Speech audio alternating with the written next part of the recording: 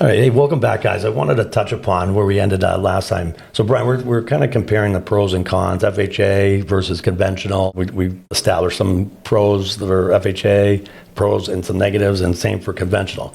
The one myth that's been out there, and I'm hoping you can help clarify, a lot of times when we have our pre-approval letters and agents are looking at multiple offers and we submit an FHA offer versus conventional, realtors seem to have this theory where FHA is more of a problem. They really want a conventional buyer. What are your thoughts on that, and why do you think that is?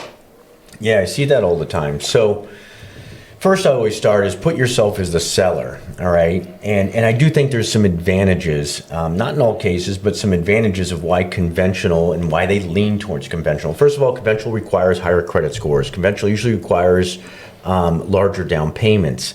Not in all cases, but in most cases.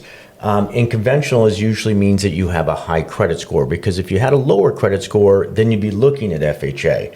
So they see coming in the quality of the buyer. And if you're the seller and you have two offers coming in and you know FHA goes down to 580 and they can be picky on flaky paint and be picky on the condition of the home less than what a conventional appraisal will do, they're going to look to say, you know what? We want this conventional buyer. Both of them are coming in at 500K. This one's FHA. We know they go down to 580 credit score. This one is conventional, which traditionally has higher credit scores.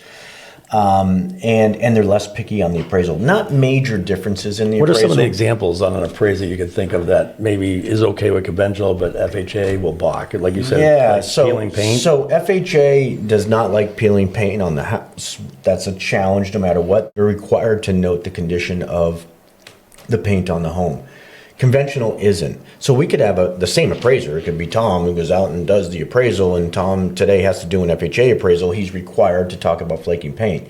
Here's the other thing that, you know, in rural New Hampshire or Maine, even in areas in Massachusetts, a lot of these places have septics and wells. FHA requires 175 feet.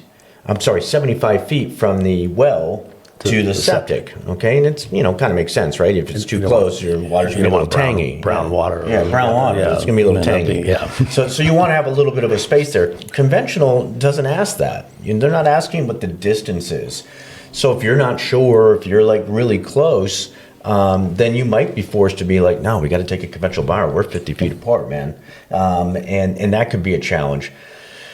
I don't think they necessarily should have those challenges, because FHA also has a rehab product. And in the old days, you would see an agent put in there, can't go FHA because it needs this and this, needs a roof.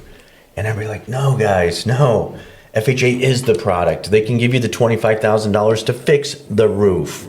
Okay, so stop saying you can't go FHA because of the roof. Right.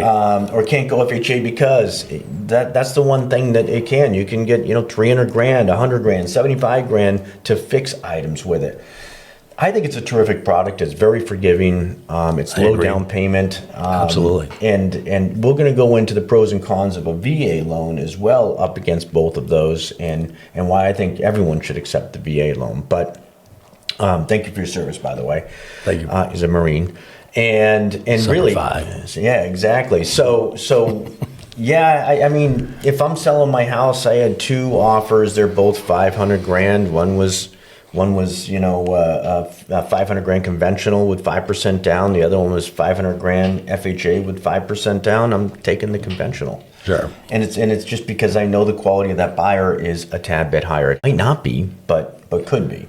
And we have, you know, when you come to some of the classes we have here, we have some of those FHA success stories. We put house up that we did, that when FHA, no conditions. You remember that house? Yeah, it looked pretty tough. I'm like, can this guy go FHA? And I'm like, I don't think so. Appraiser came back and says, yeah, it's perfect as is. Yep. Yeah, perfect as is. And come ask us, send me a photo of that house. We'll send it past today. Absolutely. But I was shocked. And then others, and I'm like, this thing's perfect. And they're like flagging all kinds of things. So a lot of times it's the interpretation of the appraiser. You could have 10 different appraisers appraise the same house, get fluctuating values, and one appraiser will like annotate everything, and then some. So some are like, you know, it looks fine. It's 55 years old. We expect a couple of things. I mean, you know, those are the appraisers we like, but unfortunately, we don't get to pick our appraisers. So yeah. You know. So we'll bring up next. We'll bring up the VA pros and cons. against conventional and FHA. We can compare them all, but Sounds tune like a in. plan. Talk to you soon. See you.